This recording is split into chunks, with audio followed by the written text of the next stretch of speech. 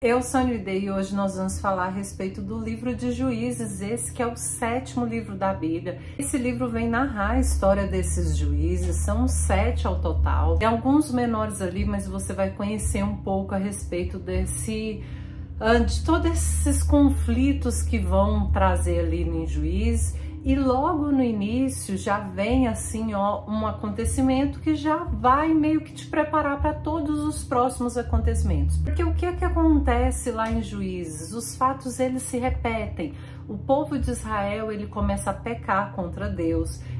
O povo é levado cativo, um juiz se levanta, liberta esse povo, né, do seu jugo, e então ele tem um tempo, o povo de Israel tem um tempo de bonança ali. Esse livro ele pode ser dividido em 3, o prólogo, o corpo, né, o desenvolvimento principal e o epílogo. Logo no prólogo a gente vê que o povo de Israel está realmente na terra que Deus prometeu para ele. Acontece que o povo começa a pecar, eles começam a adorar outros deuses e é quando começa todos esses conflitos. A primeira história já vai ditar o ritmo, sabe, o teor das próximas histórias que vão vir pela frente. E aí então nós vamos para o corpo, né, para o desenvolvimento ali da história. Então nós vamos ter 6 relatos aqui, onde cada juiz vai narrar, um juiz maior vai narrar ali os fatos acontecidos contra os reis de nações vizinhas. Nós temos também aqui Abimeleque, que ele faz coisas terríveis contra o próprio povo de Israel. E aí é sempre recorrente que entre um juiz e outro, a gente passa por um período de bonança. Eu acho que o maior período de bonança que eles passam é após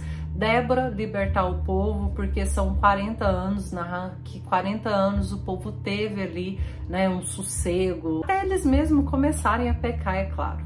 Então vamos lá para todos esses juízes. Nós temos lá, olha só, Otoniel, que lutou contra o rei de Arã.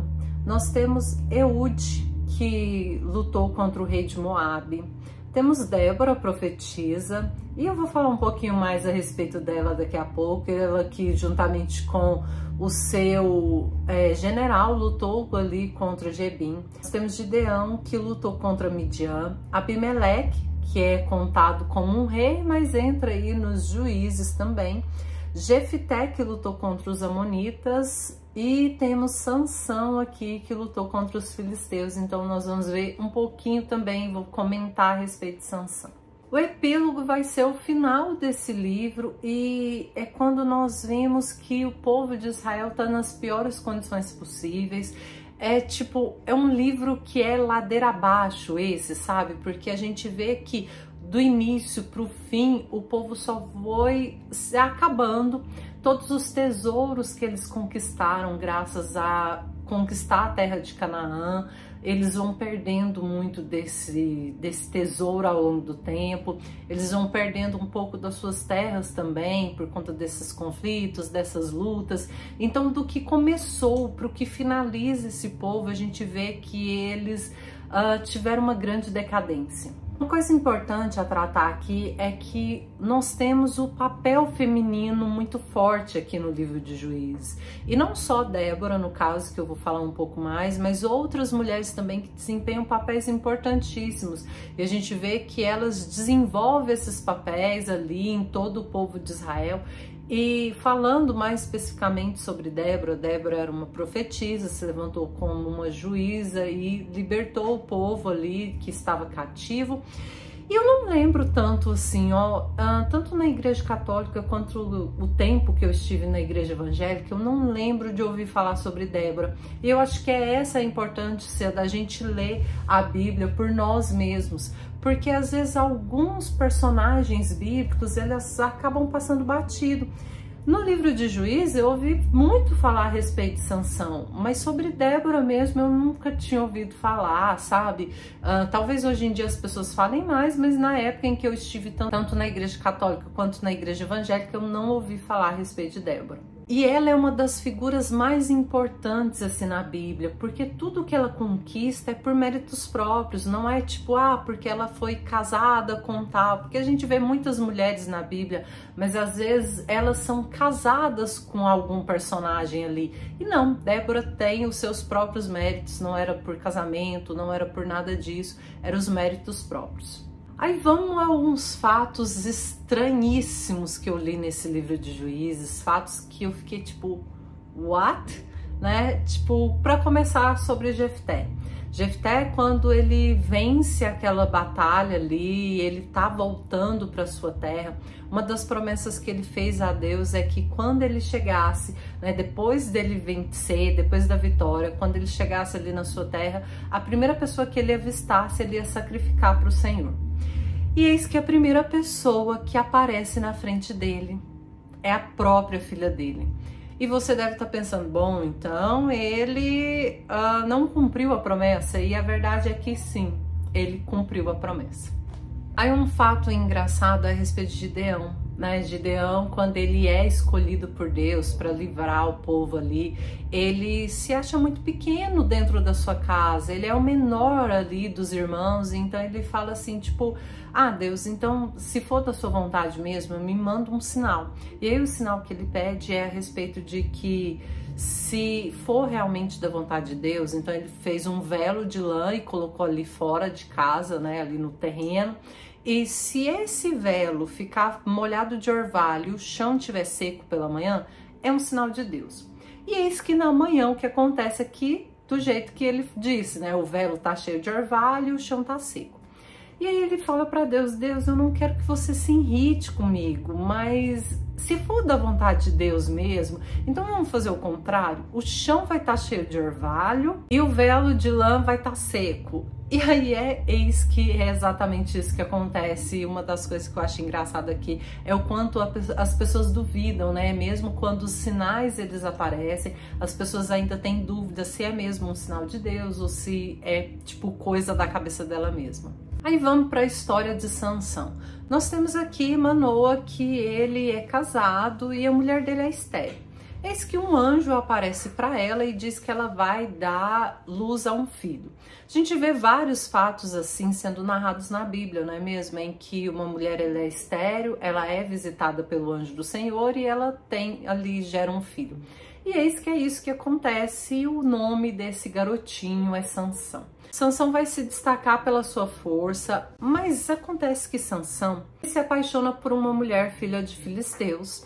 Ele pede a moça em casamento, mas eis que o pai dessa moça dá ela para um outro homem. Muito enfurecido, o que Sansão faz é ir lá e botar fogo, tipo, nas plantações do povo.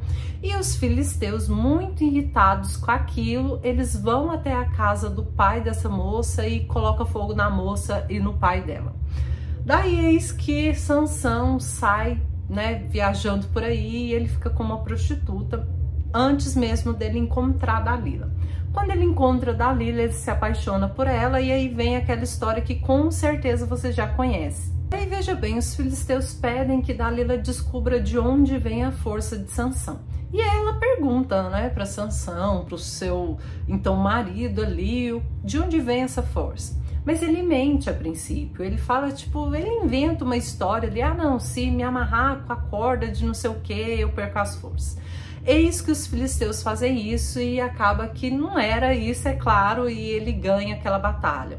Aí vem Dalila de novo e, ah, você mentiu pra mim, o que faz com que as suas forças acabem? Gente, mas percebe que ele já sabia que era ela que contou para os filisteus, mas tá, ok. Ele vai e inventa uma outra coisa e ela fala para os filisteus, mas também não é aquilo. Da terceira vez é que ele fala que não, realmente, né, para acabar com as minhas forças, basta cortar os meus cabelos, e é isso que os filisteus fazem. Eles acabam prendendo Sansão, e quando ele é levado para a cadeia, ele é cegado ali, mas ele clama a Deus e ele estremece as pilastras ali do castelo e todo o povo morre a si mesmo.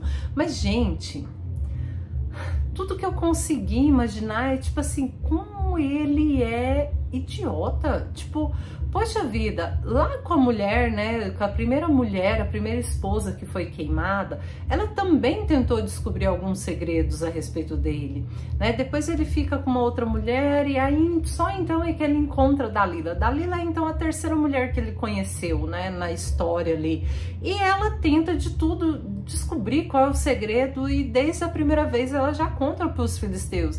Então, tipo, será que ele não percebe? Será que ele não não percebia que, poxa, essa mulher tá me enganando, né? Assim, mas enfim. A história de Sansão era uma história que eu tinha uma certa admiração, mas depois de ler novamente, com mais detalhes, com mais paciência, gente, confesso que, ai, decepcionante. E nós temos um relato no capítulo 19 que é, nossa, eu acho que é o pior relato que eu já li até hoje na Bíblia, que é a respeito de um levita. Esse levita, ele toma uma mulher, uma concubina ali em Belém, só que essa mulher, ela já era casada e ela adultera com seu marido e acaba ficando, né, com esse levita, eles partem dali. O marido dessa mulher vai até a casa do sogro, ele tem a intenção de recuperar a mulher dele, né, claro, e o sogro meio que enrola ele ali um tempo, enfim. Esse levita chega com essa concubina numa cidade, ninguém quer abrigar ele, até que um senhor acaba abrigando ele na casa dele, e é aí que as coisas pioram ainda mais.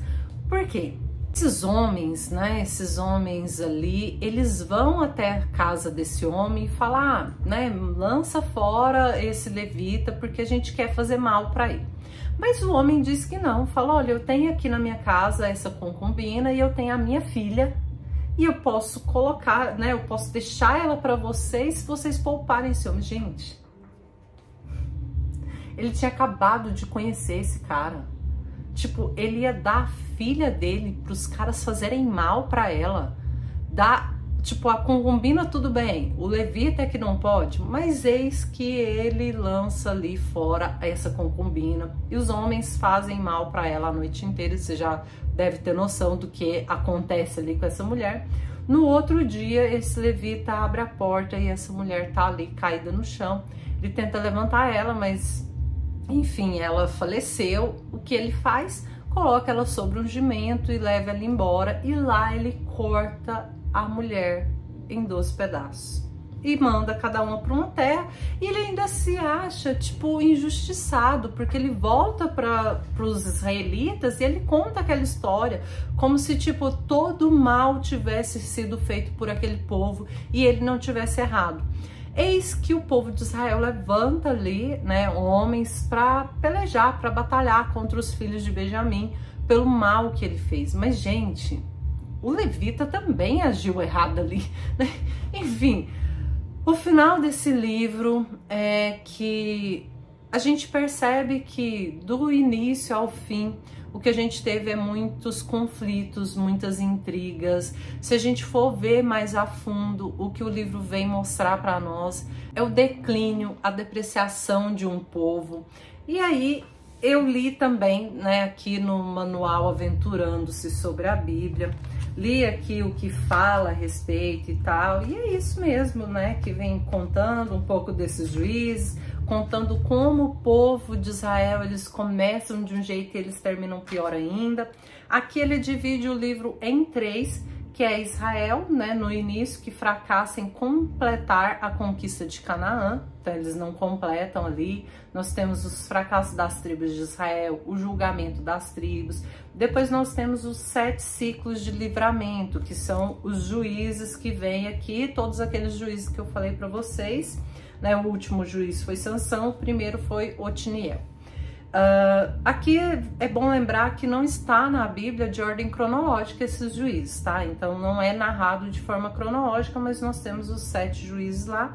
Por último, nós temos a depravação de Israel sobre o governo dos juízes. Israel atola-se na idolatria, atola-se na moralidade e tem então a guerra entre as tribos. Depois desse livro, nós temos Ruth, e Ruth é muito curtinho. Sim, eu vou fazer um vídeo especial para ele, não vou juntar com esse vídeo aqui, nem com o outro.